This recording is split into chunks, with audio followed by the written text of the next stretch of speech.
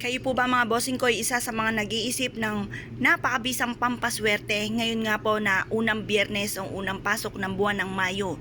Sa mga unang araw na yan, unang Martes, unang Biyernes, pinagpapahalagahan po yan para mas mabilis ang talab ng ating mga pampaswerte sa mga ganyang araw na yun siya gagawin. Pero syempre kailangan mga bossing ko may 100% kang paniniwala sa gagawin ninyong pampaswerte at naka-mindset sa inyong isipan na kayo magtatagumpay at hindi kayo mamalasin. At gayon din ang mga salitayan ng mga magaganda na magkakaroon kayo ng maraming pera at hindi na kayo kailanman maghihirap pa. Ganun po mga salitayan mga bossing. Ngayon pa mga bossing, gamitan po natin ito ng mga napakasuswerteng materyales kagaya po nitong ating bulak.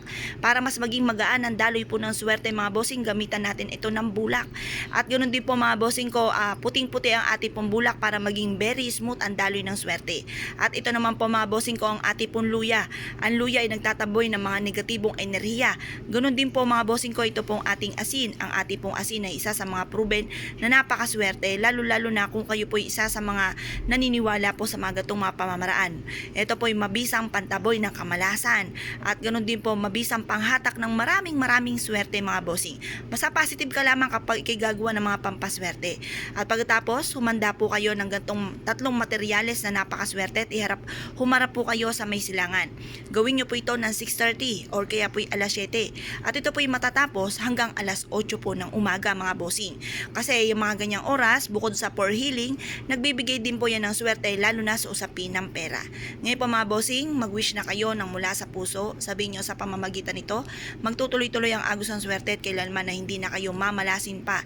Lahat ng mga pangarap nyo ay matutupad. Sabihin nyo na ito ng walang gamit na sana, direct to the point mga bossing. Pagtapos na po kayo mag-wish, ibilad nyo ito hanggang alas 8 po ng umaga.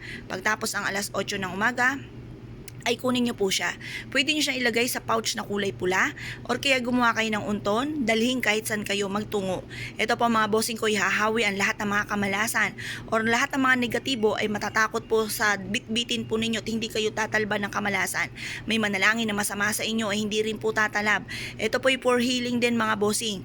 Kung ikaw po ay may masamang pakiramdam or kung ano man po ay naramdaman nyo na parang kakaiba, mainam na meron din po kayong ganito. Ngayon po mga bossing, ayudahan nyo po lagi na tayo ng mga magaganda at lagi nyo pong ima-mindset na kayo po'y magtatagumpay at kung ano man ang pagsubok nyo, yan po'y mawawala na at hindi nyo na muling makakamtan pa. Puro kaligayahan, puro swerte ang darating po sa inyo at magkakaroon kayo ng mahabang buhay. Ngayon po mga bossing, kung kayo po'y naniniwala sa mga gatong mapamamaraan at nais nyo po itong gawin, ay siya ay lumarga po kayo at subukan nyo po ito. Kaya kung kayo gagawa, good luck po sa inyo lahat!